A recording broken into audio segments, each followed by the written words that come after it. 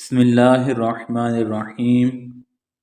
عہد نامہ اگر میت کی پیشانی یا اس کے امامہ یا اس کے کفن پر لکھ دیا جائے تو امید ہے کہ اللہ عز و جل میت کی مغفرت فرما دے اور اسے عذاب قبر سے محفوظ فرمائے۔ اسی طرح دیگر متبرک اشیاء کو برکت کی نیت سے قبر یا کفن میں رکھنا جائز ہے، بلکہ احادیث صحابہ کرام علیہم رضوان کے عمل، کتب فقہ اور اقوال بزرگان دین سے بھی ثابت ہے، اور ان متبرک اشیاء کے قبر میں موجود ہونے کے سبب اللہ عز و جل سے امید ہے کہ میت کو نفع پہنچے گا۔ بسم اللہ الرحمن الرحیم۔ اللہم فاطر السماوات والارض عالم الغیب والشہادۃ انت الرحمن الرحیم۔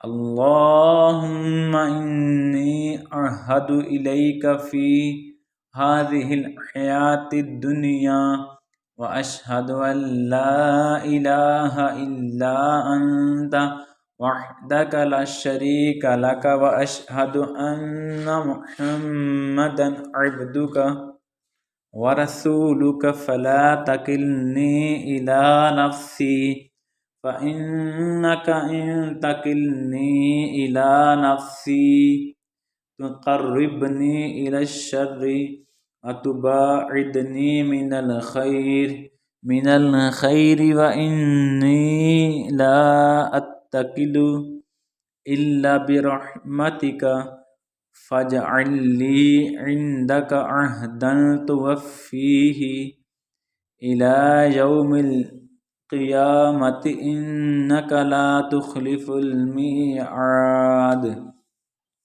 وصلی اللہ تعالی علی خیر خلقہ محمد وآلہ واصحابہ اجمعین برحمتک یا ارحم الراحمین۔ لولا اذ دخلت جنتک قلت ما شاء اللہ لا حول ولا قوة الا باللہ۔